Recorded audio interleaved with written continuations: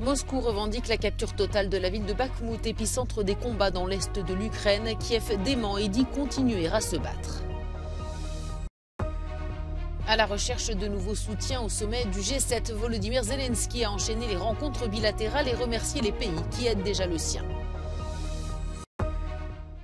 En Italie, l'Émilie-Romagne reste en alerte rouge après les inondations dévastatrices qui ont fait 14 morts cette semaine.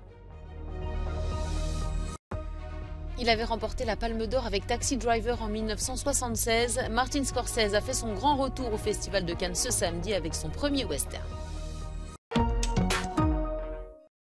Moscou affirme que Bakhmout est sous total contrôle russe. L'annonce du Kremlin fait suite à celle du chef du groupe paramilitaire russe Wagner. Il avait déjà revendiqué quelques heures plus tôt la prise de cette ville de l'Est ukrainien, épicentre des combats. Depuis Bakhmout, le chef des mercenaires a souligné que la capture de la cité avait pris 224 jours. Il envisage désormais la suite. До 25 мая мы полностью его осмотрим, создадим необходимые рубежи обороны и передадим военным, для того, чтобы дальше они занимались, а сами выйдем в полевые лагеря. Si elle était confirmée, la prise de Bakhmout interviendrait avant une contre-offensive d'ampleur que Kiev dit préparer depuis des mois. Kiev qui affirme de son côté que les défenseurs ukrainiens contrôlent toujours certaines zones de Bakhmout tout en reconnaissant une situation critique.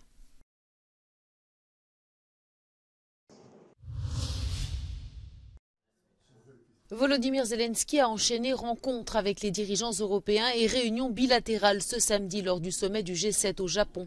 Le président ukrainien a notamment discuté de l'adhésion à l'Ukraine de l'UE avec le président du Conseil européen.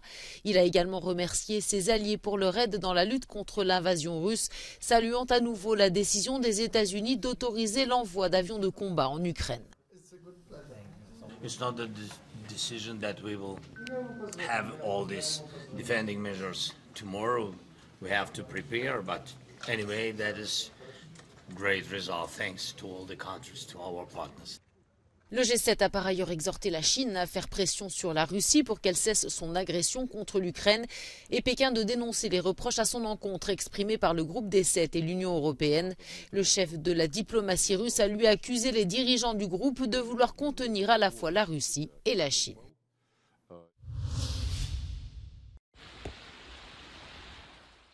En Italie, l'Émilie-Romagne reste en alerte rouge, la pluie ayant effectué son retour ce samedi. Mercredi, l'équivalent de 6 mois de précipitations se sont abattus en quelques heures, provoquant dans cette région agricole et touristique des inondations dévastatrices. Bilan, 14 morts.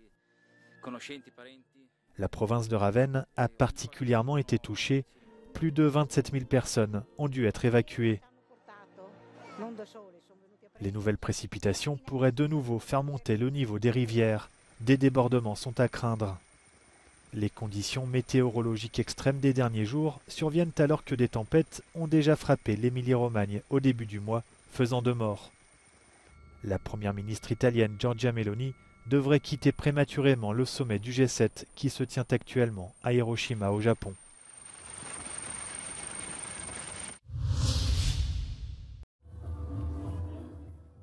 Martin Scorsese et Robert De Niro ovationnés au Festival de Cannes. Après 37 ans d'absence, le réalisateur américain légendaire a fait l'événement ce samedi avec Killers of the Flower Moon, présenté hors compétition. Le premier western de Scorsese met en image une page sombre de l'histoire des États-Unis sur les terres amérindiennes. Il est adapté du best-seller éponyme de l'écrivain américain David Grann.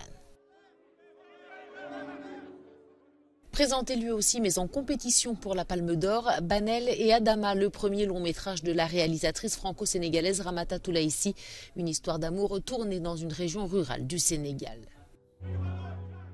Enfin, un duo de stars féminines a également monté les marches au samedi soir, Nathalie Portman et Julianne Moore qui partagent l'affiche du film May December. Signé Todd Haynes, il est lui aussi en lice pour la Palme d'Or de ce 76e Festival de Cannes.